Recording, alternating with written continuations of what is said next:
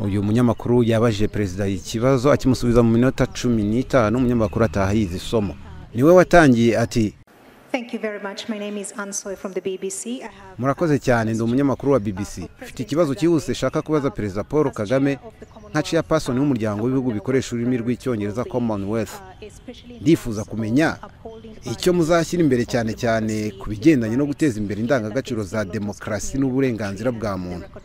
Cyane ko igihugu cyanyu raporo nyinshi zidasiba kukinenga kutihanganira abatavuga rumwe n'ubutegetsi no gufunga abanyamakuru. Aha rero ndibaza uko imiyoborere muri uyu muryango igiye kumera. Perezida Kagame nawe aritonda arasubiza. I think checking of facts is a serious problem. Atoke. Ariko ntekereza ko kubanza kumenya ukuri nyako kuko ibintu biri ari ikibazo gikomeye cyane ku bigo bikomeye twakabaye twizera ko biha abaturage n'isa makuru haba mu kuvuga ukuri nyako cyangwa se gutanga igisobanuro nyacyo. Or whether the facts themselves or the interpretation of some of the things that actually happen. Now, let me start with the issue of values. Reka ntangirire kuri icyo kibazo cy'indangagaciro. Ubundi ninde ugena igisobanuro nyakuri cy'indangagaciro? Ubundi se ninde utagira indangagaciro? When people talk about values sometimes akenshi abantu bari kuvuga ku ndangagaciro buri gihe hari igice cy'isi cy'abantu bigize ba Kampara mu kugena indangagaciro. Abandi rero ngo tukabigiraho. Kandi noneho ikibazo aho gikomereye kikanatera ubwoba nuko igihe cyose kinini wamara wiga izo ndangagaciro zabo ngo ntabwo uzigera ugera ku rwego rwo kugira izo ndangagaciro. Buri gihe uzahora werekanwa nk'umuntu utagira indangagaciro uturuka mu gihugu kitanazigira.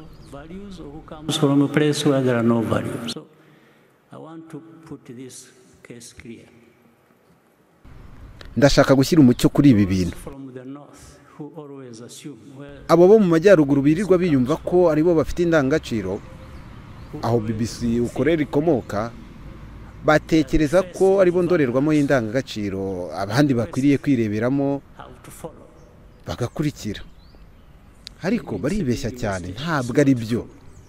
Natwe dufite indangagaciro hano mu Rwanda no muri Afurika turazifite nta n'ukwiriye kubyibazaho.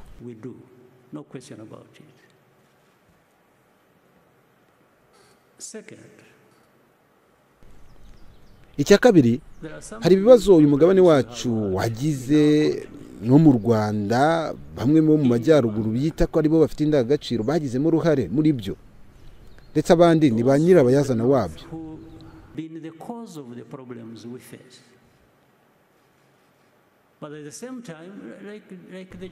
Urugero nka jenoside yabaye hano mu Rwanda yakorewe abatutsi yahitanye abarenga miliyoni. 1 million people over were killed. Well, I remember, if your memory serves you well too. Ariko ndibuka sinzi namwe niba ubwonko bwanyu bubibutsa neza nta kimwe ndi guhimba impaka zabaye mu muryango w'abibumbye hagati y'ibihugu byitwa ko bikize binafite izo ndangagaciro babifataga nk'aho ari ikintu cyoroshye cy'abanyafurika bisha abandi. Simply took it like these are just Africans killing each other. These debates were in the open. Ibiganiro byaberaga ku karubanda. Ariko se uratekereza ko ari ukuri? Utekereza ko amacakubiri yagejeje kuri jenoside yazanywe n'abanyarwanda cyangwa atarabo mu majyaruguru babikoze bakabacamo ibice bakabwira abaturage ko babarizwa mu bwoko runaka abandi namwe mubarizwa muri ubu bwoko ngo ariko mukwiriye kwicana kabone n'ubwo mudaturuka ahantu hatandukanye? Ibyo wabyizera se? None wambwira uko miliyoni 20 ziciwe muri Kongo byakozweho ubushakashatsi n'abandi ntabwo ari ngewe ubyihimbiye. Bishwe na bagenzi babo b'abakongomani mu bihe byashize by'umwami Leopold.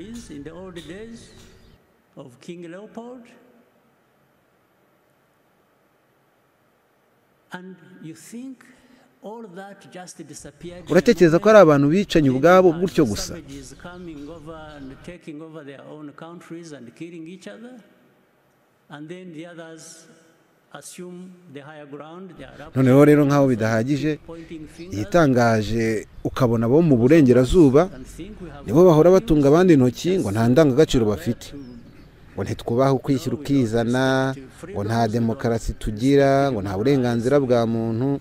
sure. Koko You think so? BBC, you think so? namwe BBC mwaba mutekereza uko? Take time, you mugafata umwanya wanyu mugatambutsa ibiganiro nk'ibyo morning to kuva mu gitondo kugeza nijoro muvuga ibintu nk'ibyo bisebya abantu? people. Murasebya abanyarwanda, murasebya abanyafurika. Africans, you are abusing Africans. buri gihe ngo indangagaciro indangagaciro indangagaciro. What values do you know, my dear ubundi wowe ni izihe ndangagaciro z'umushiki wanjye wenda avugira BBC? So rero ndashaka kumenyesha I ko want to assure you, there is nobody nta muntu n'umwe in wo muri BBC BBC cyangwa ahandi hose ku isi or anywhere else thereabout wagira indangagaciro zirenze izo twe dufite nk'abanyarwanda. better than kereka niba ushaka kugwa mu mutego wo gushyikira bariya bahora bavuga ko aribo ndorerwamo y'indangagaciro. just want to cover up. You may tell somebody else, people wenda ibyo wabibwira abadafite byinshi banyuzemo bikomeye mu mateka yabo, ariko twe aha wapida struggled with this. aha dufata inshingano kuko abateje jenoside ntabwo ari bo twakwikoreza ingaruka zayo. tw'abanyarwanda dufite inshingano Of ourselves, n'ibyo tugomba kwinenga, ariko hari n'abandi bakwiriye kubibazwa tu. who should take responsibility for that.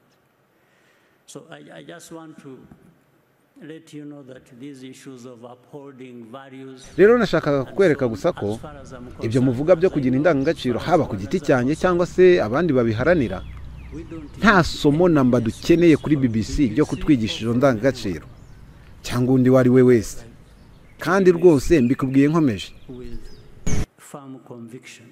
Or people in prison you're talking about, there is nobody. naho ibyo abafunze wahoze uvuga bafungiye muri za gereza, ndagira ngo umenyeshe ko buri wese ufunzwe ntawe uzira ubusa, Because you kuko dufite ubutabera bukora neza. that is actually functional and is fair. Let me tell you something instead.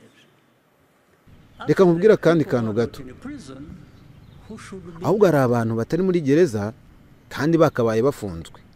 there are no ndasubiramo, people who are in prison, nta muntu uri muri gereza kuko adakwiriye kuba arimo, but there are ariko people ahubwo not in prison hari abatari muri gereza bakabaye bafunzwe, and I'll explain to you if you kandi ndabigusobanurira niba unabishaka. I know, for example, ndabizi nagiye mbona abanyamakuru bandika ibintu nk'ibyo, bagafata umuntu bakamusingiza bakamugira ikirangirire mu bintu byose. take somebody, praise her or him and make them champions of all kinds of things. ariko ibyo ni byiza, That's fine. yewe nifuza ko abo bantu mugira ibirangirire These people are byakwitirirwa ibyo bikoreye ubwabo, ariko ntibyitirirwe ibyo bakoreye abanyarwanda. situations, if they wanted them, but not of our situations. And I give you some details. And what I meant when I reka nguhe inkuru irambuye y'ibyo nashatse gusobanura mu byo navuze byose. take an example who is always written about and people who have been here even during this CHOGM and reka dufate urugero ruto visiting rw'umugore witwa the Ingabire Victoire, Victoire, whom BBC and others want to always uwo rwose ibitangazamakuru bitandukanye birimo na BBC byifuza guhora bimushyize imbere bimugaragaza nk'utavuga rumwe n'ubutegetsi. and this is one I was ubu niwe navugaga. she's not in prison ntabwo bafunzwe, but should ariko yakabaye afunzwe. should be in prison now. She was in prison uyu yahoze muri gereza kuko yakoze ibyaha yahamijwe n'inkiko, arakatirwa ndetse arafungwa. the government, the president and the Leta, prerogative of perezida ndetse n'ubufasha bw'imbabazi za perezida, that powers uyu mugore yakuwe muri gereza mbere y'uko arangiza igihano cye cyose, released from prison. kandi ntabwo bivuze ko Her full nta cyaha yari yakoze. And it wasn't because she was not guilty or whatever. I'll tell you something else which shows double standards. ndaza kukubwira n'ibindi bigendanye n'ikibazo wabajije, You were kuko asking, uyu mugore yakurikiranwe n'urukiko hagendewe ku bimenyetso byatanzwe n'inkiko zo mu bihugu by'u Burayi bakoranye n'ubutabera bwacu. Urumva ko bitakorewe hano, habayeho gukorana nabo, bazana ibimenyetso, bakorana n'ubutabera bwacu. Aha araburanishwa, arakatirwa, arafungwa.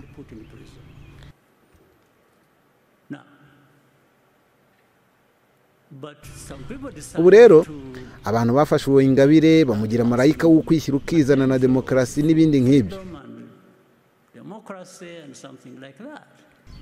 Ubundi ibyo byavuye ntabwo afunzwe, ariko nk'uko nababwiye yakaba yafunzwe iyo tutaza kumubabarira. Twamuhaye imbabazi, arafungurwa, ajya hanze ya gereza kugira ngo mujye muhora mumusingiza. Ibyo nta kibazo, ariko byari kuba byiza nibura ibyo mumushyigikiramo ari cyo bimarira bene gihugu.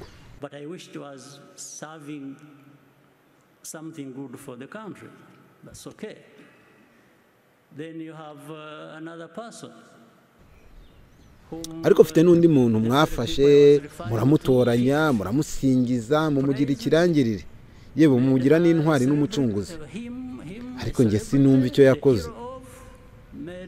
Noneho rero ubwo ari imbere y'ubutabera kandi hari ibimenyetso bidashidikanywaho bimuhanwa, yajyanywe mu rukiko, araburanishwa, aburanishirizwa mu ruhame. Nta muntu n'umwe wigeze avuguruza ibimenyetso byatanzwe ku byo aregwa.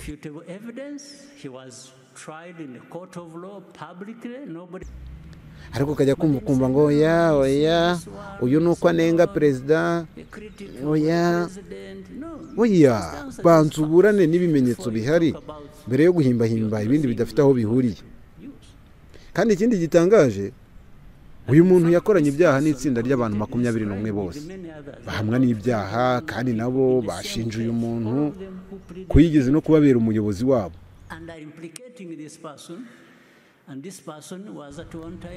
Abo ni abantu bahawe intwaro bakanahemberwa guhonyora ubuzima bw'imiryango y'Abanyarwanda. Abantu babuze ubuzima bwabo, abandi baba inzirakarengane.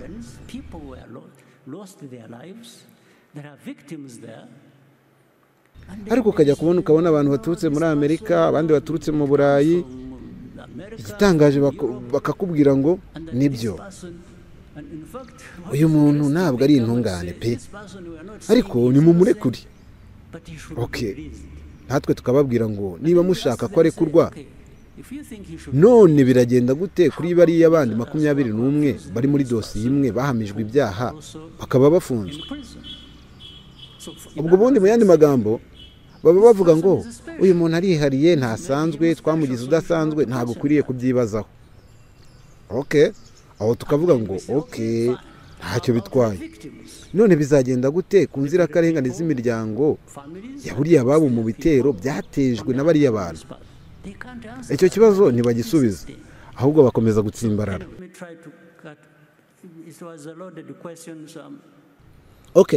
Reka tworoshye igisubizo cyawe mu magambo make.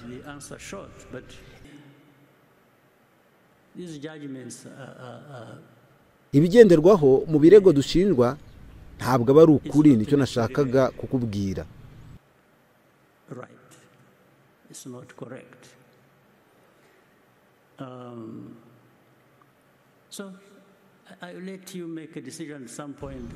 Icyo nashakaga ni ukuguha ukuri kw'ibyo ukwiriye kwemera, cyangwa se ugatuma abandi bemera.